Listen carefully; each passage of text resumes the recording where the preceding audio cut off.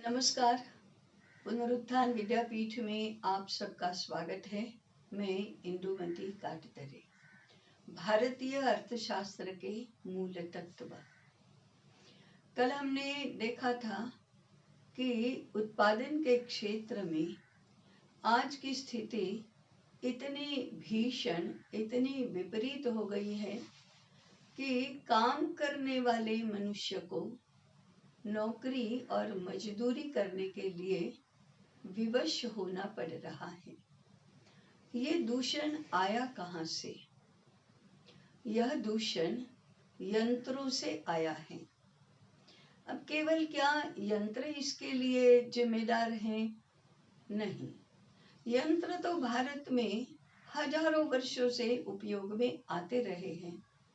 भारत यंत्रों के निर्माण में भी बहुत अग्रसर रहा है और एक से बढ़कर एक गुणवत्तापूर्ण उत्पादनों के लिए सहयोगी बनने वाले यंत्रों का निर्माण भारत कर रहा है। तो केवल यंत्रों के कारण से हमारी आर्थिक स्वतंत्रता का नाश हुआ है, ऐसा नहीं है, परंतु ऊर्जा के कारण से तो अवश्य हुआ है। यंत्रों का संचालन करने के लिए जिस ऊर्जा का हम प्रयोग कर रहे हैं वह अत्यंत विनाशकारी है। इसका प्रारंभ कहाँ से हुआ? इसका उद्गम कहाँ से हुआ? यूरोप में 19वीं शताब्दी में ऊर्जा पर चलने वाले यंत्रों का निर्माण शुरू हुआ। उसके आधार पर चलने वाले उद्योगों का प्रारंभ हुआ। विश्व के इतिहास में इस 19वीं शताब्दी की यूरोप की औद्योगिक क्रांति बहुत अभिमान पूर्वक वर्णित की जाती है। औद्योगिक क्रांति हुई माने मनुष्य ने विकास के कोई नए पड़ाव पर पैर रखा है और एक नए युग का आरंभ हुआ है, इतना उसका गौरव गान किया गया। आज भी हम ऐसे गौरव गान से बाज नहीं आ रहे हैं। हाँ, यंत्र हुए, ऊर्जा से चलने वाले यंत्र निर्माण हुए, ऊर्जा से चलने वाले यंत्रों के आधार पर उत्पादन होने लगा और एक उद्योग को एक नया स्वरूप, नई दिशा मिली। कपड़े बनाना, जूते बनाना और बहुत सारी बातें बनाना, उसके लिए यंत्र बनाना शुरू हुआ और आज तो छोटी से छोटी बात के लिए ऐसे यंत्रों का प्रचलन है। यह केवल यूरोप तक सीमित नहीं रहा, वह विश्व में फैलने लगा, भारत में भी आया। भारत में भी कपड़े बनाने वाले यंत्र आए गए, सूत काटने वाले, कपड़ा बुनने वाले, कपास का जिनिंग एंड प्रेसिंग करने वाले, माने जीवन की हर क्रिया के लिए यंत्र आए।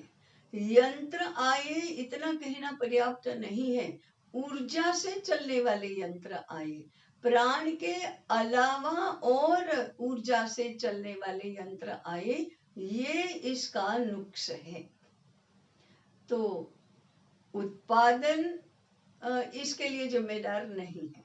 प्रभुत मात्रा में, विपुल मात्रा में उत्पादन, ये भी इसके लिए जिम्मेदार नहीं है। उद्योग का क्षेत्र अत्यंत महत्वपूर्ण है, ये भी उद्योग चलना, ये भी जिम्मेदार नहीं है। यंत्र होने ही चाहिए, अतः यंत्र भी इसके लिए जिम्मेदार नहीं है, ऊर्जा इसके लिए जिम्मेदार है।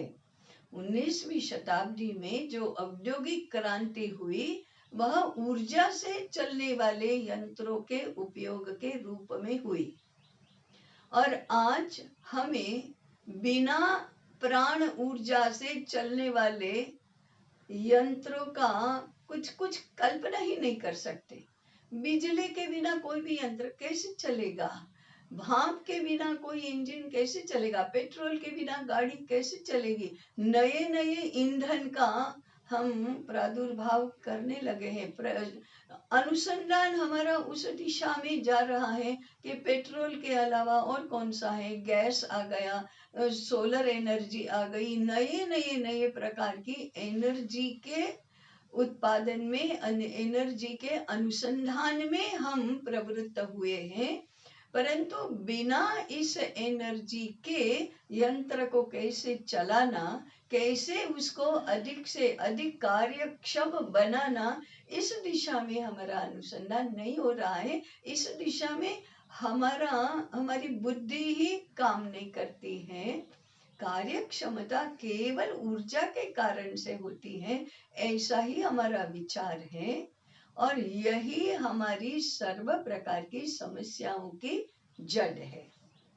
सबसे पहला, इस एनर्जी का जो उपयोग हम कर रहे हैं उससे प्रदूषण और स्वास्थ्य हानि, ये तो सीधे परिणाम है। जितनी मात्रा में हम इस एनर्जी का उपयोग बढ़ा रहे हैं, उसी अनुपात में ये दो समस्याएं तो बढ़ रही हैं। अब हम इस ऊर्जा में पर्याय चाहते हैं, नए नए क्षेत्र चाहते हैं, नए नए स्वरूप चाहते हैं, परंतु मूलतः इस ऊर्जा को समाप्त नहीं करना चाहते हैं। तो फिर प्रदूषण और स्वास्थ्य हानि, ये कभी भी न समाप्त होने वाली समस्याएं बनेंगी, इसमें तो कोई आश्चर्य ही नहीं है। अब रही मनुष्य की स्वतंत्रता की बात, तो यंत्र मनुष्य के सहयोगी होने चाहिए, श्रम करने में सहभागी बनने चाहिए, मनुष्य का पर्याय नहीं बनना चाहिए। आज हमारे यंत्र मनुष्य का पर्याय बन रहे हैं।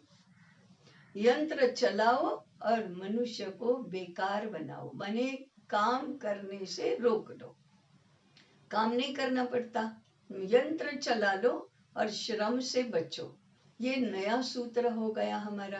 अब ये कितना विनाशकारी सूत्र है, अभी इसके ऊपर विचार नहीं हो रहा है।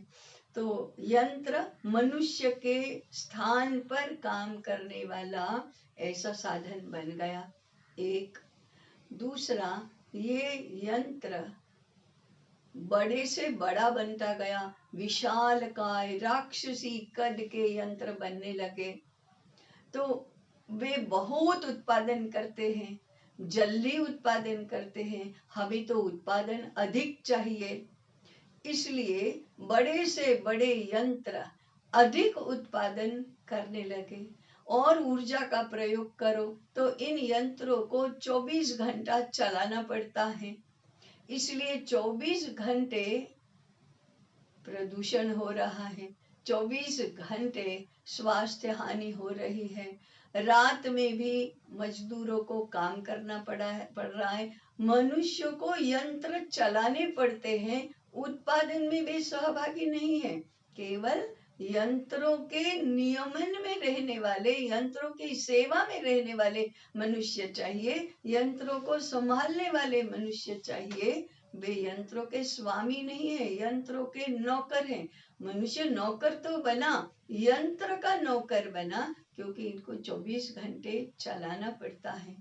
अब 24 घंटे चलाओ और मूलतः विपुल मात्रा में उत्पादन करने वाले यंत्र और विपुल मात्रा में उत्पादन कर रहे हैं, तो फिर उत्पादन केंद्रित हो गया, एक केंद्र पर, एक स्थान पर प्रभुत मात्रा में उत्पादन हो रहा है।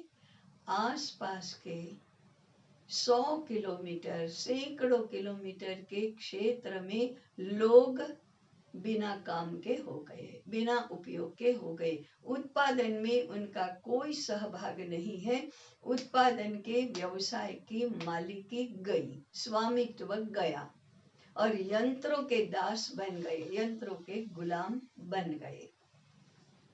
एक ही स्थान पर उत्पादन होने के कारण से जिस प्रकार से काम करने वाले की स्वतंत्रता का नाश हुआ, उसको स्वामी से नौकर बनना पड़ा।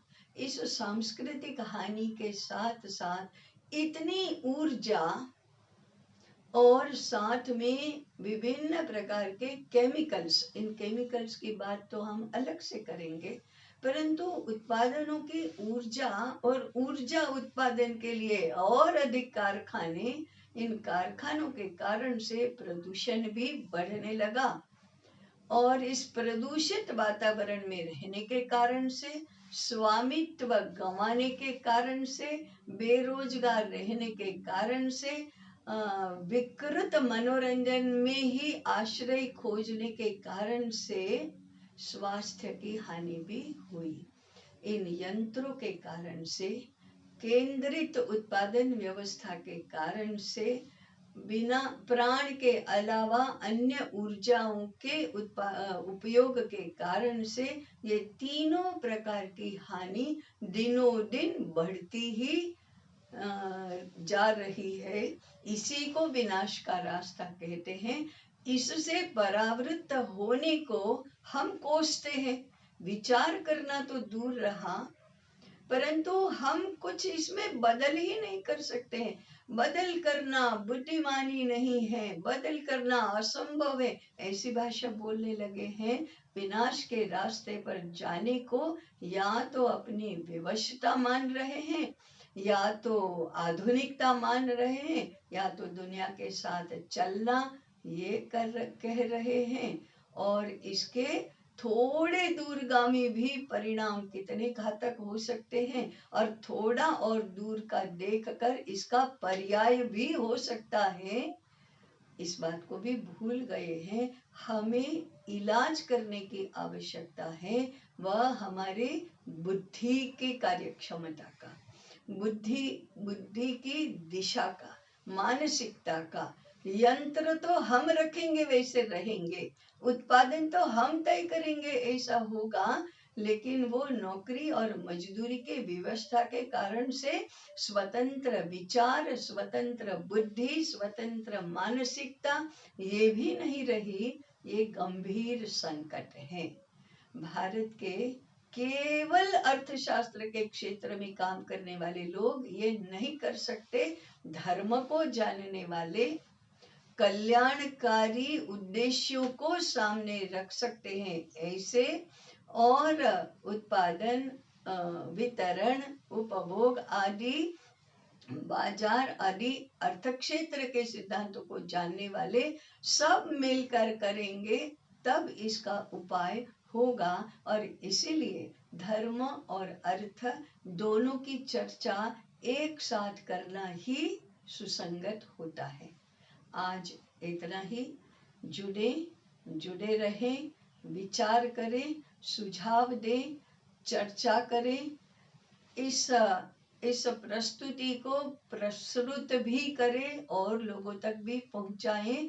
और ये जो अर्थ चिंतन, धर्म के आधार पर अर्थ चिंतन चल रहा है, उसमें सहभागी बने।